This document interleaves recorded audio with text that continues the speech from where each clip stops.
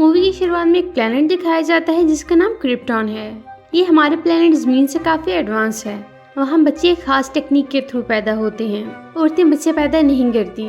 फिर हम एक कपल को देखते हैं जिनके घर ऐसा बच्चा पैदा होता है जिसे उसकी माँ ने जन्म दिया और ऐसा 100 साल बाद हुआ है। वो उस बच्चे का नाम कार्लाइल रखती हैं। कार्लाइल के फादर जो साइंटिस्ट हैं उनका नाम जोरेल है। वो आला हुकाम के पास जाते हैं। सब लोग परेशान हैं। क्रिप्टॉन सियारी के सेंटर में बहुत ज्यादा माइनिंग की गई जिसकी वजह से उसका बैलेंस आउट हो गया है और जल्द ही ये डिस्ट्रॉय होने वाला है। जोरेल आला हुकाम से कहता है कि मुझे कोडेक्स दिया जाए ताकि मैं अपनी नस्ल को बचा सकूं। दरअसल कोडेक्स में डीएनए की कॉपी होती है जिससे किसी भी दूसरे प्लेनेट पर अपनी नस्ल को बचाया जा सकता है। वो लोग इसे कोडेक्स नहीं देते। तभी वहाँ जनरल जॉर्ड आता है। वो गुस्सा होता है कि जल्द ही ये प्लेनेट तबाह होने वाला है और हम कुछ नहीं कर रहे। वो बारी बारी आला हुकाम को मार देता है। जॉर्ड और जोरेल एक दूसरे के दोस्त हैं। जोरेल एक अच्छा इंसान है, वो सबको बचाना चाहता है। दूसरी तरफ जॉर्ड सिर्फ उन लोगों को बचाना चाहता है जो हाइब्रिड हैं। हाइब्रिड वो लोग हैं जो नेचुरली पैदा नहीं होते, जो लेबोरेटरी में एक्सपेरिमेंट के जरिए आर्टिफिशियली पैदा होते हैं। जॉर्ड के लोग जोरेल को पकड़ कर ले जाते हैं और उसे कैद कर देते हैं, लेकिन वो वहाँ से भाग जाता है। फिर वो समंदर के अंदर पानी में छलांग लगाता है और उस जगह पहुँच जाता है जहाँ बच्चे आर्टिफिशियली पैदा होते हैं। इन सब बच्चों का एक ही सोर्स है कोडेक्स।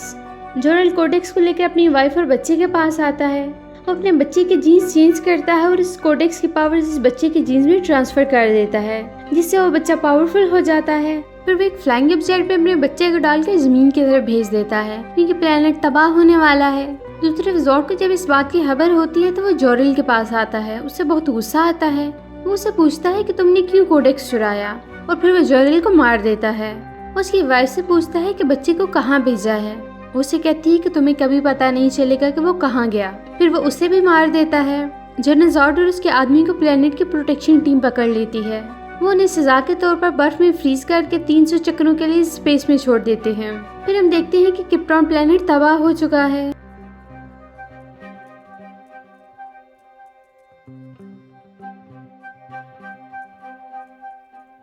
इस वाक़ये के कुछ साल बाद का सीन दिखाया जाता है। कार्लाइल, जिसका नाम जमीन पर क्लार्क केंट है, वो एक आम से स्कूल में नॉर्मल बच्चों के साथ पढ़ रहा है। इस बच्चे में बहुत ज्यादा पावर्स हैं।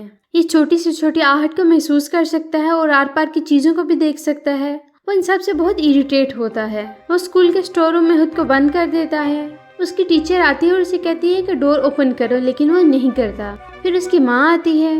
उसके कहने पर वो डोर ओपन करता है। उसकी माँ का नाम मार्ला केंट है। वो उसे घर ले आती हैं। क्लार्क के अंदर बहुत ज़्यादा पावर्स हैं और उसके फादर जोनाथन केंट ने उसे मना किया था कि किसी के सामने भी अपनी पावर्स को शो नहीं करना, और वो ऐसा ही करता है। एक दिन क्लार्क स्कूल बस में है, तभी वहाँ एक मोटा सा लड़का उसे तंग करता है, लेकिन क्लार्क उसे कोई जवाब नहीं देता, खामोशी से सुनता है। थोड़ी ही देर में वो बस पानी में गिर जाती है और सब बच्चे डूबने लगते हैं। क्लार्क से ये सब बर्दाश्त नहीं होता। वो सबकी हेल्प करता है, उन्हें बचाता है। आहर पर उस मोटे लड़के को देखता है जो उसे तंग कर रहा था। क्लार्क उसे भी बचा लेता है। जब वो घर आता है तो उस मोटे लड़के के पेरेंट्स उसके घर आते हैं और कहते हैं कि आपके बेटी के अंदर बहुत ज्यादा पावर्स हैं, आपको ये सब छुपाना नहीं चाहिए। क्लार्क के फादर उन्हें तो कोई जवाब नहीं देते, लेकिन क्लार्क को कहते हैं कि मैंने तुम्हें मना किया था कि तुम अपनी पावर्स किसी को न दिखाना। उनसे कहता है कि आप मुझे ऐसा करने से क्यों मना करते हैं। वो उसे कहते हैं कि दुनिया तुम्हारी पावर्स को एक्सेप्ट करने के लिए भी तैयार नहीं है। वो उदास होता है, उनसे पूछता है कि मैं नॉर्मल बच्चों की तरह क्यों नहीं हूँ। अगर मैं इन बच्चों की हेल्प नहीं करता तो क्या मैं मरने के लिए छोड़ देता। क्लार्क उदास होता है। उसकी उदासी देखकर उसके फादर उसे एक ऐसी जगह ले जाते हैं जहाँ एक स्पेसशिप है। वो उसे एस शक्ल के साइन की एक की देते हैं और कहते हैं कि ये भी स्पेसशिप के साथ आई थी। वो कहते हैं कि मैं धातु के साइंटिस्ट के पास ये की लेकर गया, लेकिन उसने कहा कि ये मेटल हमारे प्लेनेट की नहीं है, किसी और प्लेनेट की है। यानी तुम किसी दूसरे प्लेनेट से आए हो। वहाँ तुम्हारे पेरेंट्स होंगे, उन्होंने तुम्हें यहाँ भेजा है। शायद इस सब के पीछे उनका कोई मकसद हो। तुम उस मकसद को ढूंढो और पूरा करो। फिर हम देखते हैं कि क्लार्क बड़ा हो चुका है और वो अपनी फैमिली के साथ कहीं जा रहा है। रास्ते में टोर्नाडो आ जाते हैं और सब लोग भागकर पुल के नीचे छिपना शुरू कर देते हैं। क्लार्क की फैमिली भी गाड़ी से बाहर आ जाती है। तब उसके फादर को याद आ जाता है कि डॉग गाड़ी के अंदर है। वो उसे लेने जाते हैं। इसी दौरान उनका पाँव फंस जाता है और फ्रैक्चर हो जाता है। क्लार्क अपने फादर की हेल्प करना चाहता है, लेकिन उसके फादर उसे इशारे से मना कर देते हैं। वो नहीं चाहते कि इस टाइम दुनिया को उसकी पावर्स का पता चले। क्लार्क के फादर की डेथ हो जाती है, इससे वो बहुत दुखी हो जाता है।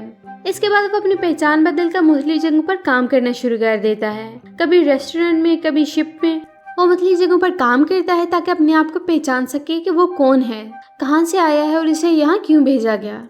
दुनिया में घूमते घूमते वो कैनेडियन आर्कटिक पहुंच जाता है। वहाँ बहुत सर्दी है। लुइस लेन नाम की रिपोर्टर भी वहाँ आती है। दरअसल उन्हें खबर मिली होती है कि बर्फ के नीचे एक स्पेसशिप देखा गया है और इस स्पेसशिप के अंदर जो बर्फ है वो 3000 साल पुरानी है। रात को वो देखती है कि माइनस टेम्परेचर में वहाँ पर काम करने वाला आदमी कहीं जा रहा है और ये क्लार्क है। वो आंखों की लेजर से बर्फ को मेल्ट करके स्पेसशिप में चला जाता है। क्लार्क को स्पेसशिप में एक होल नजर आता है। इसकी शक्ल उसी लॉकेट की तरह है जो उसके गले में है। बचपन में ये लॉकेट उसके फादर ने उसे दिया था। होल में लॉकेट को डालने से स्पेसशिप एक्टिव हो जाता है। ल्यूसी इसके पीछे आती है। रोबोट इसे मारकर जख्मी कर देता है। क्लार्क अपनी आंखों के लेजर लाइट से उसके जख्म को ठीक कर देता है। स्पेसशिप बर्फ से निकलकर ऊपर चला जाता है और लुइस को वहीं छोड़ देता है। लुइस इस न्यूज को अखबार में छापना चाहती है लेकिन उसके एडिटर ऐसा नहीं करता। क्लार्क के सामने उसके फादर की इमेज आती है जो कि आर्टिफिशियल इंटेलिजेंस है। उसे बताते हैं कि मैं तुम्हारा फादर हूँ, हम क्रिप्टॉन प्लेनेट से हैं, तुम्हारा नाम काल-एल है। काफी साल पहले हमने काफी शिप्स को भेजा था नए प्लेनेट की खोज में, ये भी उनमें से एक है। हमारी सिविलाइजेशन एडवांस थी, हमने अपने प्लेनेट के रिसोर्सेज को यूज कर दिया और वो तबाह होने वाला था। उसे वो जगह भी दिखाते हैं जहाँ बच्चे बनाए जाते हैं। उन बच्चों का फ्यूचर खुद से डिसाइड करते हैं कि ये बच्चा बड़ा होकर क्या बनेगा, लीडर या वॉरियर। उसे कहते हैं कि मैंने और तुम्हारी माँ ने मिलकर डिसाइड किया था कि हम तुम्हें कुदरती तरीके से जन्म देंगे और तुम अपनी जिंदगी का फैसला खुद करोगे कि बड़े होकर तुम क्या बनेंगे। हमें पता था कि अब क्रिप्टॉन तबाह होने वाला है। वहाँ कर्नल जॉर्ड भी थे, उन्होंने बगावत भी की लेकिन कोई फायदा ना हुआ। हजारों जानों का नुकसान हुआ और प्लेनेट तबाह हो गया। उनसे पूछता है कि क्या मैं जमीन पर अपनी नस्ल का अकेला आदमी हूँ। वो कहते हैं कि तुम दोनों प्लेनेट के हो, जमीन के भी और क्रिप्टॉन के भी। मैं नहीं चाहता कि जो गलती हमने की ये लोग भी करें। तुम इनके दिलों में उम्मीद जगाओ। वो अपनी चेस्ट पर एस शेप दिखाते हैं जिसका मतलब है होप, उम्मीद। इसके बाद वो उसे सुपरमैन का सूट दिखाते हैं। उनसे पूछता है कि मैं बाकी लोगों से क्यों मुख्तलिफ हूँ। उसे कहते हैं कि जमीन का सूरज हमारे सूरज से नया है, तुम्हारी पार्टी ने रेडिएशन अब्सॉर्ब की जिससे तुम्हारे अंदर पावर्स हैं। क्रिप्टॉन की ग्रेविटी यहाँ से ज्यादा थी। उसे कहते हैं कि तुम अपने पावर्स को यूज करो और वो ऐसा करता है। वो कई बार उड़ने की कोशिश करता है लेकिन गिर जाता है। फाइनली वो उड़ना शुरू कर देता है और क्लार्क अब सुपरमैन है। क्लार्क अब अपने घर में है। उसकी माँ उसे देखकर खुश हो जाती है। उन्हें कहता है कि मुझे अपनी रियलिटी पता चल गई है और मैं खुश हूँ। उसकी माँ दुखी हो जाती है कि क्लार्क छोड़कर चला जाएगा लेकिन वो वादा करता है कि मैं छोड़कर नहीं जाऊंगा। दूसरी तरफ जनरल ज़ॉर्ड अब आज़ाद हो चुका है। वो जमीन के मदार में दाखिल हो चुका है। वो दुनिया के सभी टीवी चैनल और मोबाइल्स पर मैसेज भेजता है कि हमारा एक आदमी आपकी दुनिया में है जिसका नाम काल-एल है और मुझे वो चाहिए। अगर मुझे वो ना मिला तो मैं सारा जमीन को तबाह कर दूंगा। ये बात जब क्लार्क को पता चलती है तो दुनिया को बचाने के लिए एज ए सुपरमैन आर्मी के सामने सरेंडर हो जाता है।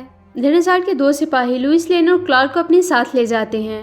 वो लुइस को एक एडवांस हेलमेट पहना देते हैं क्योंकि वहाँ के एनवायरनमेंट सिर्फ क्रिप्टॉन के लोग सांस ले सकते हैं। क्लार्क लुइस को की देता है जिससे किसी भी शिप को स्टार्ट किया जा सकता है। हम उन लोगों को मदरशिप में ले जाते हैं। क्लार्क वहाँ काफी कमजोर फील करता है क्योंकि वो कभी इस तरह के एनवायरनमेंट में नहीं रहा। वो क्लार्क का ब्लड सैंपल भी लेते हैं।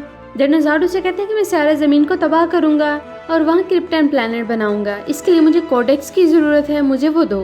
क्लार्क कहता है कि मुझे इस बारे में नहीं पता। उसे कहता है कि मैं तुम्हारा वही एश्योर करूंगा जो तुम्हारे फादर का किया था। क्लार्क को पता चल जाता है कि उसके फादर को जॉर्ड ने मारा था। वो क्लार्क को बताता है कि जब हमारा प्लेनेट तबाह हुआ हम भी आज़ाद हो गए। हम भूखे प्यासे कई प्लैनेट्स पर जिंदगी की तलाश में फिरते रहे लेकिन जिंदगी नहीं मिली। 33 साल बाद जब तुमने स्पेसशिप को एक्टिवेट किया तो हमें तुम्हारी लोकेशन मिली। दूसरी तरफ लुइस को इन लोगों ने कैद किया है। उसे वही होल नजर आता है जिस तरह की उसके पास की है जो सुपरमैन ने दी। वो की इस होल के अंदर डालती है। तभी जोरल की इमेज आती है। वो उसकी हेल्प करते हैं और एक छोटे शिप से लुइस को जमीन की तरफ भेज देते हैं। क्लार्क को उसके फादर कहते हैं कि शिप का दरवाजा तोड़ दो और वो ऐसा ही करता है। सामने सूरज होता है और वो रेडिएशन अब्सॉर्ब करके पावरफुल हो जाता है। क्लार्क को पता चलता है कि लुइस का फ्लाइंग ऑब्जेक्ट तबाह होने वाला है। वो उसकी हेल्प करके उसे बचा लेता है। जनरल ज़ॉर्ड सुपरमैन के घर आ जाता है। वो स्पेसशिप को भी देखता है जिसमें सुपरमैन बचपन में प्लेनेट अर्थ पर आया था लेकिन उसे कोडेक्स नहीं मिलता। वो सुपरमैन की मॉम को टॉर्चर करता है। अब जॉर्ड और सुपरमैन के दरमियान लड़ाई शुरू हो जाती है। इस दौरान जॉर्ड का हेलमेट टूट जाता है और उसे सांस लेने में मुश्किल हो जाती है। उसकी आर्मी उसे वापस ले जाती है। जॉर्ड का साइंटिस्ट उसे बताता है कोडेक्स सुपरमैन के ब्लड में है, इसलिए हमें वो जिंदा चाहिए या मुर्दा। जॉर्ड जमीन पर 2 टावर्स लगाता है जो एक दूसरे से कनेक्टेड हैं और जमीन का एटमॉस्फेयर क्रिप्टॉन की तरह कर रहे हैं। अगर मुकम्मल तौर पर ऐसा होगा तो ज़मीन के लोग मारे जाएंगे। सुपरमैन को जब ये पता चलता है तो वो एक प्लान बनाता है।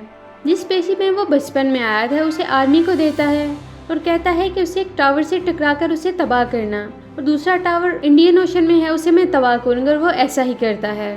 जॉर्ड के दोनों टावर्स तबाह हो जाते हैं और वो गुस्से में आ जाता है। अब वो सुपरमैन का मुकाबला करने खुद आता है। वो सुपरमैन को कहता है, मैं क्रिप्टॉन के लोगों को बचाना चाहता था लेकिन तुमने ऐसा नहीं करने दिया। अब इन दोनों के दरमियान लड़ाई शुरू हो जाती है।